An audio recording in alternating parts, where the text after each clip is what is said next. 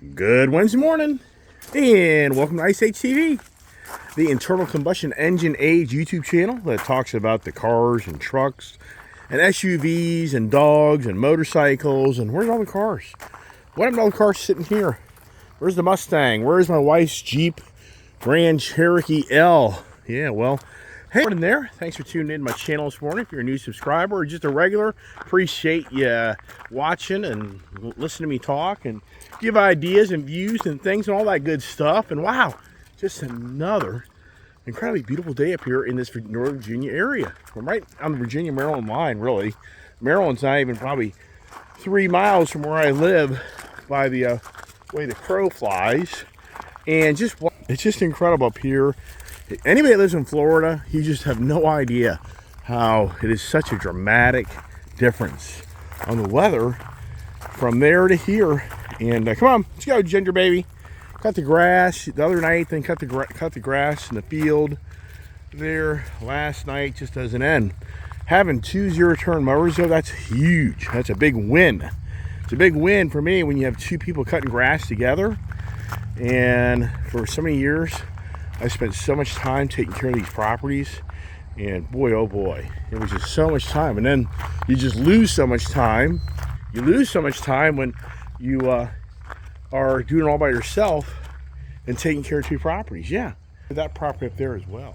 Yes, there was no trees. I mean, that was a project. All I did is took care of properties. So I think to myself, who's winning and who's losing? Oh, over here, 450 truck. F450, the Street Bob. See how the deer hit that. Truck looks new again. Got the Ford Mustang Mach-E. You guys probably forget about that vehicle. There's a Ford Mustang Mach-E back here that never gets driven. And there's a Mustang the kid barely ever drives. Yeah. So, all right. And I just have so many projects. Like the Tremor truck. I bought the Rough Country's side steps and never have gotten to that project, and the list goes on and on and on. But anyways, I was thinking to myself this morning, who's winning, who's losing? Thought that could be a good conversation. Come on in there, Scotty boy.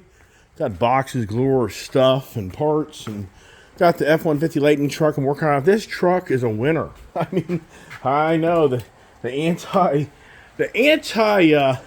EV people, I get it, but I'm gonna tell you what, this truck hauls butt. This truck smokes everybody. I had one guy yesterday that was trying to hang with me, and he's throwing his hands up in the air of just being mad at me because his GMC Yukon truck couldn't even hang with me for nothing in the world. It was actually, come on there, who the heck's gone? Ginger, come on, let's go. I can't even keep track of these dogs. The German Shepherd puppy's back in the house with the daughter. So let's get the day going, get in the office. And but yeah, that Lightning truck is wicked fast. Wicked. I mean, it's lose your license. That truck 100 plus miles an hour like nothing. I mean, it's crazy. And so just really a lot of driving around for me. I'm doing a lot of work. And that F-150 Lightning truck is a winner.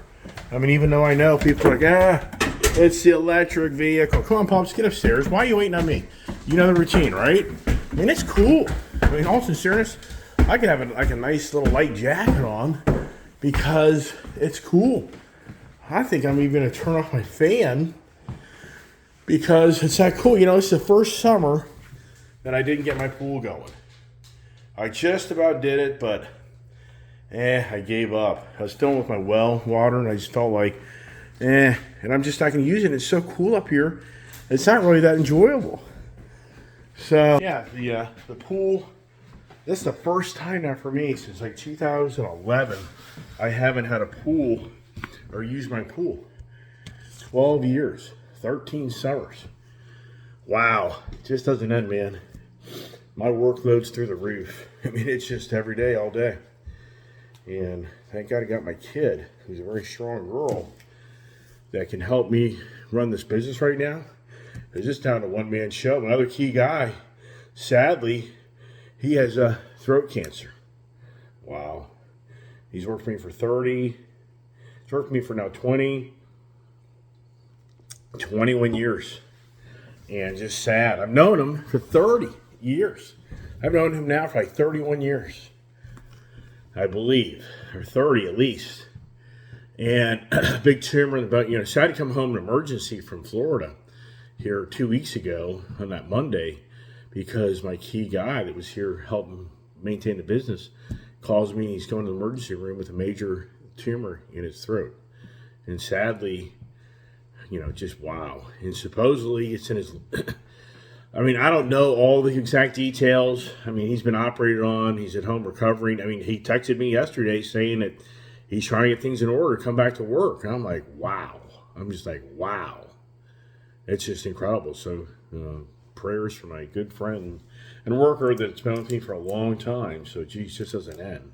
So hopefully he wins that situation, if you know that. But anyways, I thought to myself this morning, who's winning, who's losing? In today's world, more than ever, there's such argument among us about all the political agenda and big business agenda and social platform agenda.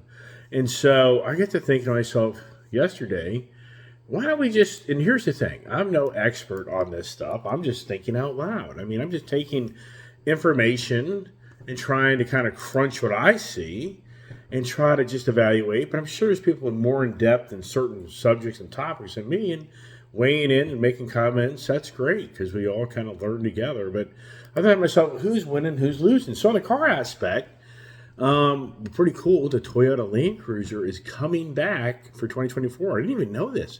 I'm such a Toyota guy, but I came very close numerous times from buying a Toyota Land Cruiser. But when I drove that vehicle, it was just so uncomfortable. It just didn't fit the seat of my pants. And I just literally couldn't do it. I had some deals done in the Land Cruiser, and I just couldn't do it. Gas hog. It's just the way it's laid out. I just couldn't justify it. It didn't even look that great. So I never bought one. But I always have kind of wanted to have one, especially the 70s models. And so more boxy. So I guess the 200 series. But anyways, so the Toyota's bringing back the Land Cruiser, and they're bringing it back to be in a whole different segment of the market, not for the elitists, the rich. It's going to be more of a vehicle that's coming in the $50,000 range, and sure, it'll probably grow to the $80,000 range, but for the real base model, mid-50s is what they're saying on the price of vehicle, and it looks pretty cool. It's a really nice vehicle, and it looks smaller, but it's not really that much smaller, but the way they designed it. So anybody that's a Toyota Land Cruiser fan or is curious, just go on the internet. You're going to see tons of different articles now on that product. Yeah, do I get one of those next year? Yeah, that's one of those things you're like, yeah, that's not too bad. So that's a win. I think for Toyota it's a win, but is it a big win on sales? Because the former Land Cruiser, it just didn't sell many. It was just too much of a niche, and I think a lot of people like me just had a hard time justifying that price for what it was. And so then the Ford Mustang GT, or the Ford Mustang S650 series, the new generation 2024. I was talking about that yesterday. I totally forgot to talk about it, but the new Dark Horse, I have a Dark Horse on order. Part of me now says I should change it back to the Tremec 6-speed manual, but man, around here driving a damn manual, and that 10-speed auto is so much fun. But there's no doubt the 6-speed manual is more of the sports car, but really good articles on the Ford Mustang. But what you're hearing is the Camaro is number one. So the Camaro ZL1, or, I'm not a Camaro guy, but the top-notch Camaro product still really holds the reign on the performance model of the Pony Wars. Because different articles I read, there was referenced numerous times that this car would not take the Camaro. The Camaro still is the better of the two, believe it or not, the way they handles. But anyway, it's a Dark Horse, nice overall review, nice updates. The Dark Horse, in some aspects, is your GT350, GT500 suspension components, and it's a huge win for Ford. That the Ford is continuing on the path to offer the ICE heads, the motor heads, a ICE engine car. And they're not turning off the Ford Mustang to be an electric vehicle, unlike Dodge, unlike Camaro. So Ford has a huge win in my eyes that they're continuing the ICE, the ICE tradition with the Mustang, And they claim they're not anytime soon going to rip out that V8 ICE motor out of that car. So it's a huge win, being that Ford is going to be the only one around manufacturing a pony car per se that's from the retro day of Ice Age. And you just heard it said, retro day Ice Age? Yeah, I just said that because this is now going to eclipse the trend of close to 2 decades where Ford was the only two-door, pony car around. I mean, between Dodge and Chevy, they have totally come and gone with their Challenger and their Camaro. If you really look back in time, the Ford Mustang has never, ever stopped being produced since it came into production. But Dodge, the Challenger, it was stopped production, and then they brought it back as a Mitsubishi, ugly-ass little hatchback car, basically. And the Camaro got stopped in production numerous times. So for Ford, it's a huge win on the Ford product. So on the winning aspect, Ford's winning. On the losing aspect, I feel like Dodge is losing. I feel like Chevrolet is losing because they're taking away the vehicle platform. In fact, I don't know of a Dodge Challenger electric vehicle in the making. I know the Dodge Charger Banshee electric vehicle. It's supposed to come out in 2024. So the Challenger is going bye-bye. So that's a loss. I think Dodge is going to lose its customer base and lose sales. I just can't see the electric vehicle bringing in all the ICE people to it, even though it'd be wicked fast. I don't know how you're going to keep your driver's license. I have no idea. My F-150 truck is so fast, and the speed you hit in that thing, it's incredible. So when I think to myself, man, if I'm in these, like the Dodge Charger Banshee product, and all these other, like the Camaro electric vehicle, I mean, all these high-performance electric vehicles coming, I don't know how you're going to be able to refrain yourself from just doing 100-mile-an-hour stints day in, day out, and eventually get caught, and then you're going to be in serious trouble. It's incredible. That Lightning truck, it's just rock and rolls. I mean, it's dangerously fast, and the size vehicle it is, and I just walk so many people. I just think some people are clueless on how powerful that thing is. So anyways, I think, though, that for the losing aspect, so if you go to the car industry right now, who's winning, who's losing? Well, it's incredible to think that the car industry overall has had a huge win now for 3 years. I mean, I know there's so many people out there that are the doomer gloomers, but if you look at the automotive industry since the pandemic and now after pandemic, it's had an incredible winning streak, even to the point that I was reading an article here that China now is the number one exporter of automobiles in the world. China's brands are now being exported more than any other brand, or I should say China's country, of their different manufacturers, BYD, Geely, all these weird names. I just don't know all of them. But here's the dirty secret: the Ukraine-Russia war. So think this through: Ukraine and Russia. So who's winning? Who's winning the war in Ukraine and Russia? I mean, sincerely, who's winning?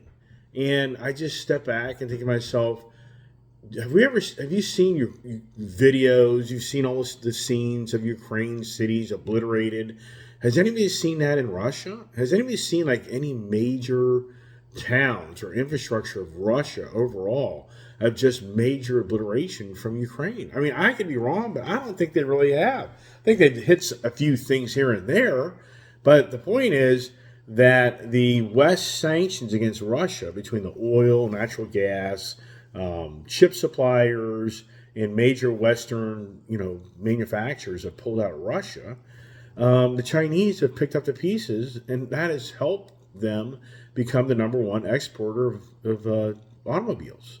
And the dominance is growing even more. So it's incredible. It shows a picture of how a dealership was a Nissan dealership in Russia pre-sanctions, and then it shows how the Nissan dealership was dismantled, and now it's a Geely Chinese automotive dealership. So all of the the BMW, the Mercedes Benz, all the Western or the European brand car manufacturers and dealers all pulled out of Russia for the most part.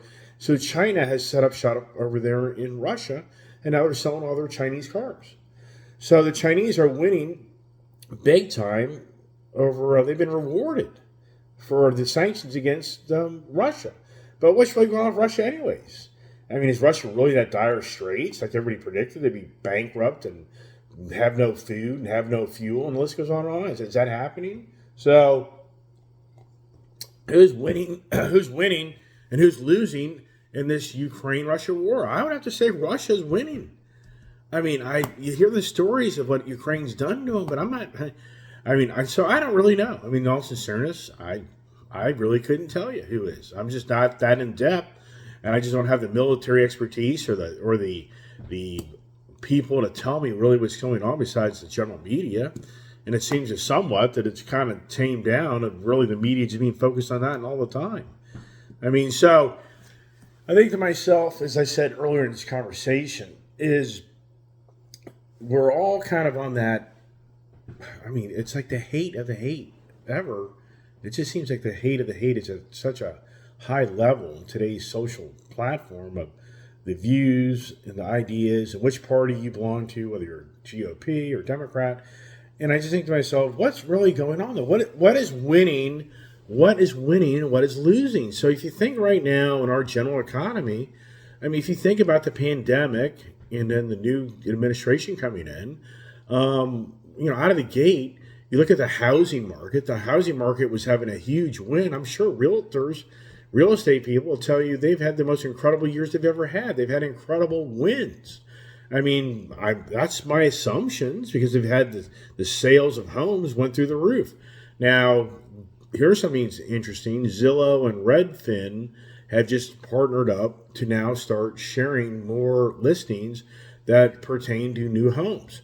So apparently now the new home builders are having a huge win because of so many people that are holding out from selling their home because of things we talked about and people know about the higher interest rates. But so right now the new home builders apparently are on fire and they're having record sales and record production of building new homes. So in that aspect, if you're dealing with a home builder or new home builder, they're going to tell you we're having an incredible success. We're having a huge win. Who's losing? Well, it seems that people are losing, those people that can't afford the higher interest rates and the higher price of homes. But at the same time, it doesn't seem to reflect the new home sales. So, it's kind of like, you kind of think to yourself, it just doesn't make real sense on one aspect of it, but the data is showing how new home sales through the roof. And then who's winning, who's losing on the cars? I mean, in some aspects, if you're an individual that owns a lot of cars that are probably 3 to 4 to 5 years old, you're probably in so many aspects winning because the value of those cars you own are retaining their value. They're not really losing a lot of value. But at the same time, the people that are trying to get their career and life put together and trying to buy a car and material things, they're losing because they're not able to stay up with the inflation and the cost of especially newer cars and new homes and the housing. So, but at the same time, if you're a person with a lot of assets, if you have a house that's pretty much paid for and you have a boat, I mean, you can kind of go through the list of things that it seems in so many aspects right now you're winning more than ever because everything has gotten more expensive and you're being rewarded for the value of everything you own because it's an asset and we haven't seen any radical adjustment of declining prices in a radical way of any of the said mentioned things. I mean, have you looked at the price of like electric bicycles lately? Jesus Christ. Those things, I got the Trek electric bicycles. I bought those things like 4 years ago, maybe 5 years ago, and those things between the two bicycles, that was like $4,000. I think today that's like $6,000 or $7,000. Yeah, so those two Trek bicycles I have, I could probably sell those things close to what I paid for them. the winning and losing in the energy sector. Well, right out of the gate, we all know over a year ago, year and a half ago, the oil industry was making record profits because of the high oil prices. So, I mean, in that aspect, the energy, the natural gas and the oil producers, they were having huge wins. Now, I know this year that's been a change because the barrel of oil, it went from like a little over 100 down to the low 70s and 60s, but it's back up to the 80s. And they're apparently, I mean, this is stuff you just don't know is facts or not, but apparently we have a record amount of production going on that's going overseas for the Ukraine-Russia fiasco. So apparently domestic oil's production is actually up, but a lot of it's going overseas.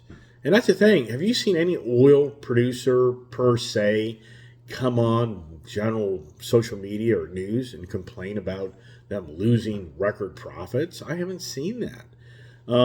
The solar industry is on a huge win. I mean, the solar manufacturing industry. In fact, yesterday I went to Dominion Electrical Supply yesterday to get some stuff for my job I did yesterday.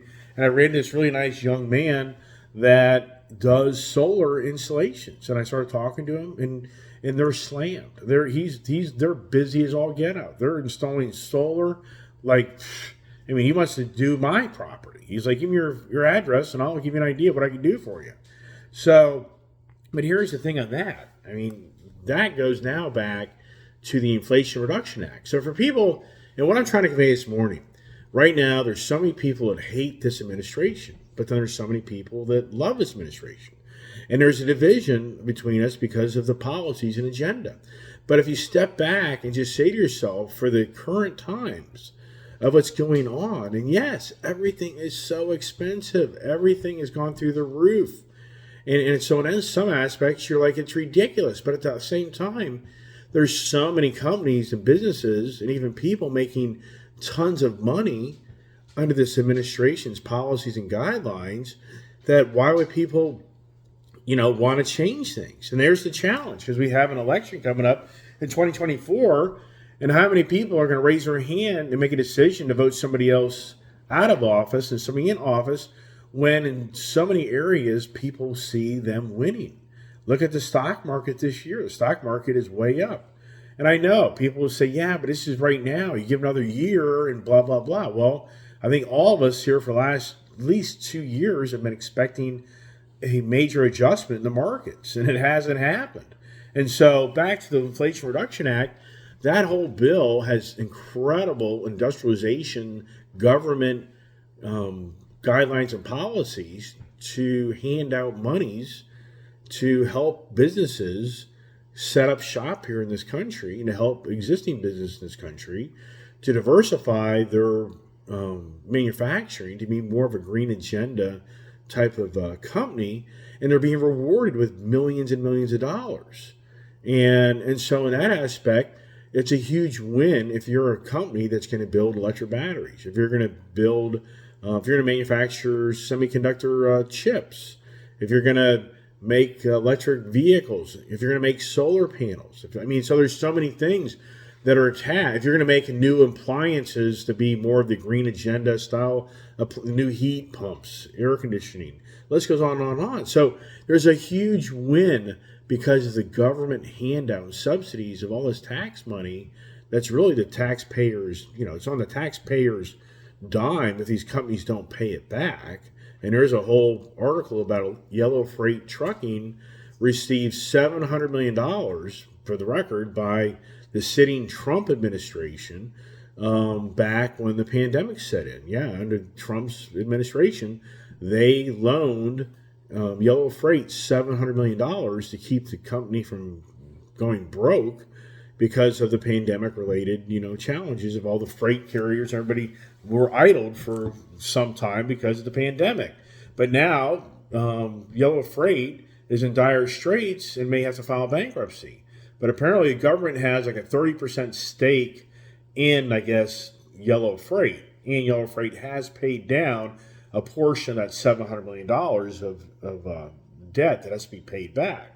But the point is, in that scenario of the handout, it's possible the taxpayers could be on the hook to have to pay for that $700 million loan. I tell you what, during that pandemic time, all the money being handed out to all these businesses, I've talked about numerous times, it was a huge win for so many people. I still strongly feel there are so many businesses and people that have money from the pandemic handout for the government giving them money, that they have this stash of money that people just don't realize they got $100,000 or $200,000 or $500,000, and they were able to take, a third to half of that money and just stash it away, not even use it.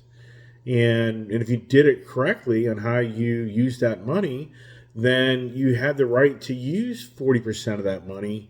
It was like a 40-60 ratio. I can't remember exactly, but you had to show like 40% or 60% of the monies had to go to payroll.